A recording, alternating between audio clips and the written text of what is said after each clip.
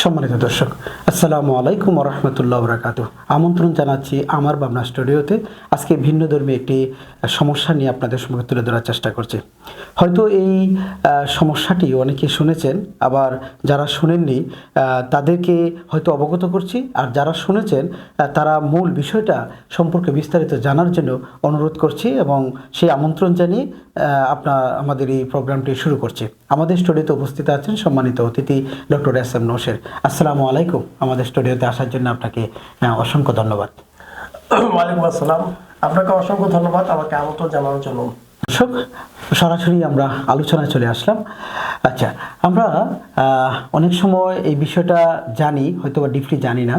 আমার ভাবনা স্টুডিওর দর্শকদের জন্য আজকে নতুন একটা বিষয় আপনি আলোচনা করার জন্য আপনাকে অনুরোধ জানাচ্ছি, সেটা হলো উইন্টার ডিপ্রেশন। আচ্ছা, এই বিষয়টা যদি খুব সংক্ষেপে বলতেন, আসলে এই বিষয়টা কি, উইন্টার ডিপ্রেশনটা কি? ধন্যবাদ, খুব সুন্দর একটা প্রশ্ন।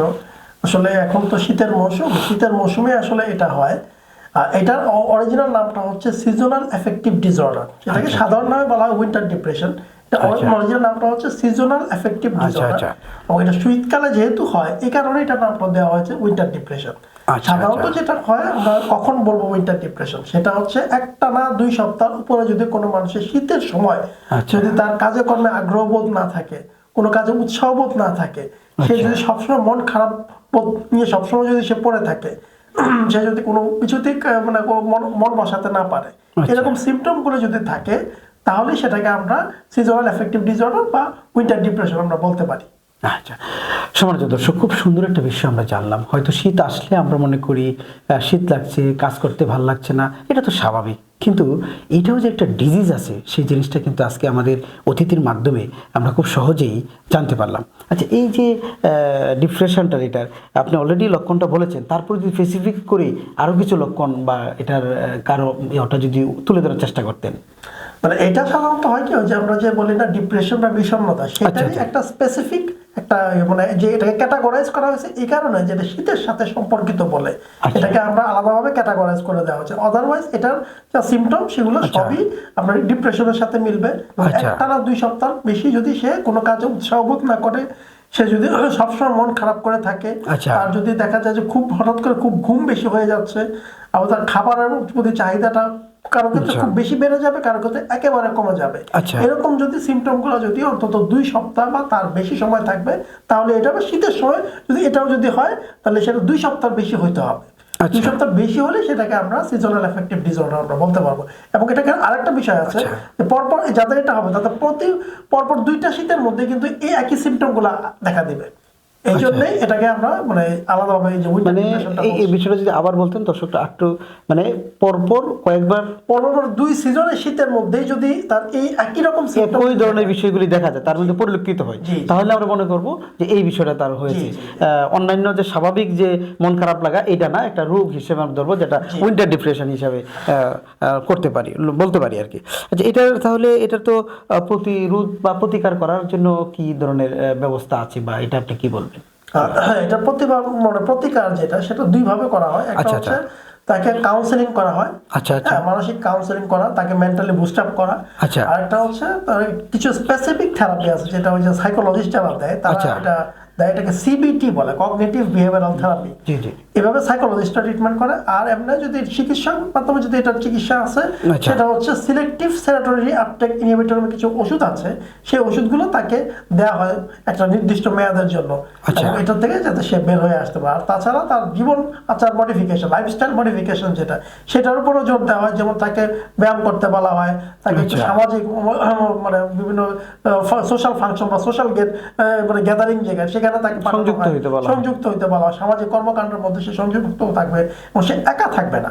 মানে কোনো অবস্থাতে সে একা থাকবে না, সে মানে একটা সারাউন্ডিং এর মধ্যে থাকবে, মানে মানুষের মানে ইয়ার মধ্যে থাকবে সে, এবং সেখানে সে বিভিন্ন মানে কাজের ভিতরে সে ইনভলভ থাকবে।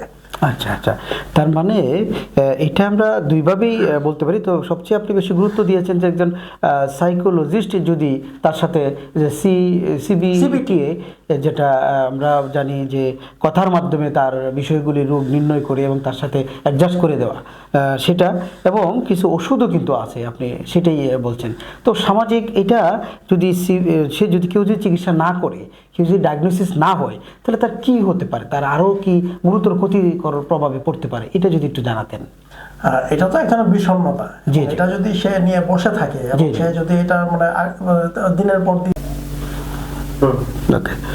তো আমরা আরেকটা বিষয় আমার মনে হলো যে এটা যদি সে কেউ মনে করেন এখানে সে সোশ্যাল অ্যাওয়ারনেস নেই, সে রোগ সম্পর্কে এত গুরুত্ব দিচ্ছে না, একজনের শরীরে সেই উইন্টার ডিপ্রেশন বিষয়টা তার আসলো, তো এই ক্ষেত্রে সে যদি ট্রিটমেন্টের অন্তর্ভুক্ত না হয়, তাহলে তার বেশি ক্ষতিকরটা কি হতে পারে, কোন পর্যায়ে পর্যন্ত তার ক্ষতি হতে পারে, এটা যদি একটু জানাতেন।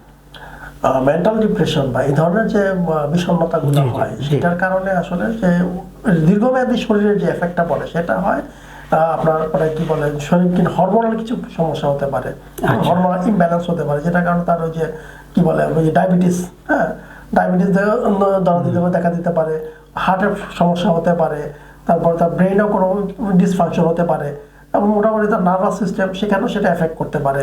মানে এটা দীর্ঘমেয়াদী, মানে এটা রোগী পরিণত হতে পারে, তার ক্ষতিকর প্রভাব বিস্তার হতে পারে। তো আজকে উইন্টার ডিপ্রেশন সম্পর্কে আমাদের সম্মানিত অতিথির কাছ থেকে বিষয়টা জানলাম। আমার মনে হয় অনেকের কাছে বিষয়টা নতুনও এই টার্মটা আসতে পারে, তবে এটা খুবই একটা ক্ষতিকর একটা বিষয় এবং আমরা শীতকালে এই বিষয়গুলি খেয়াল করব। তো এখানে আমার মনে হয় পরিবারের পরিবারের কারো যদি এই বিষয়টা হয়, পরিবারের এই প্রতিরোধের ক্ষেত্রে বা প্রতিকারের ক্ষেত্রে পরিবারের অন্যান্য সদস্যদের ভূমিকা একটা গুরুত্বপূর্ণ। আপনি কি বলেন এই বিষয়ে? খুবই সুন্দর একটা প্রাসঙ্গিক প্রশ্ন। অবশ্যই এখানে পরিবারের ভালো ভূমিকা রয়েছে।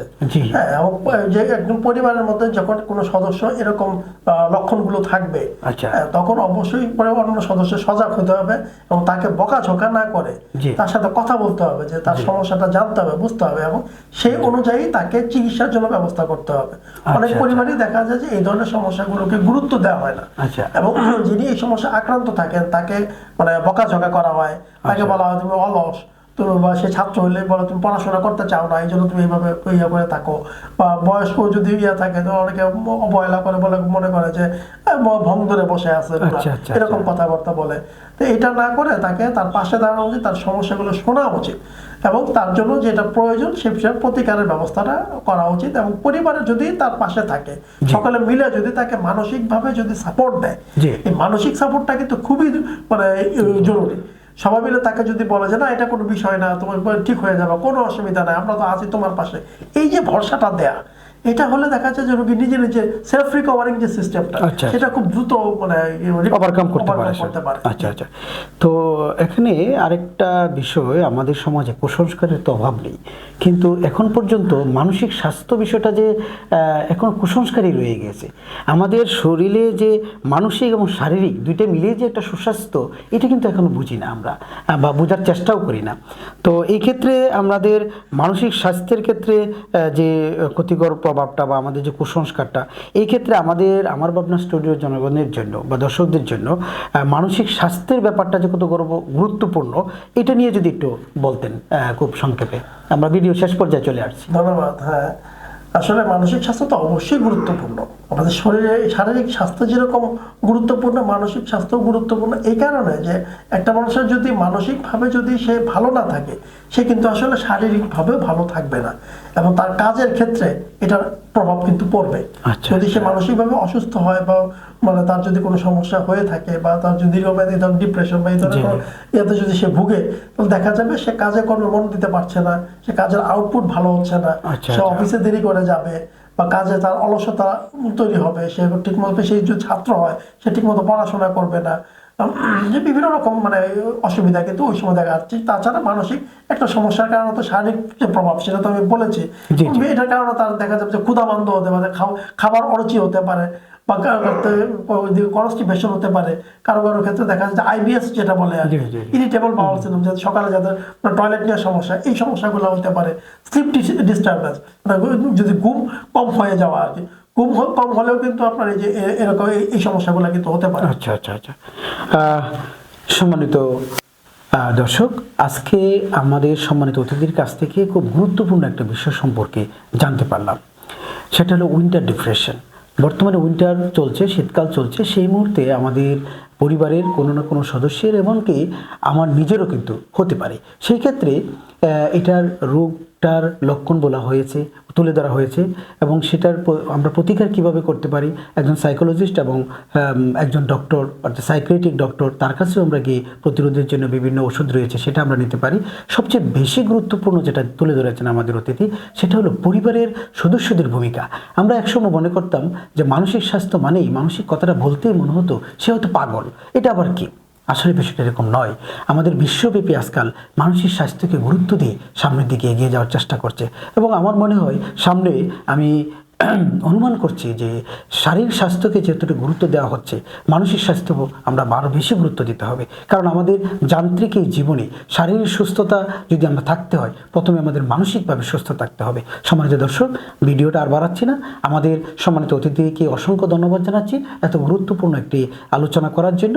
ভালো থাকবেন এবং দেখা হবে পরবর্তী কোনো ভিডিও, সেই প্রত্যাশায় বিদায় নিচ্ছি আমার ভাবনা স্টুডিও থেকে। আসসালামু আলাইকুম ওয়া রাহমাতুল্লাহি ওয়া বারাকাতুহু। ধন্যবাদ সবাই, দর্শক মণ্ডলী সবাইকে। দেখা হবে আগামী কোনো পর্বে। Thank you.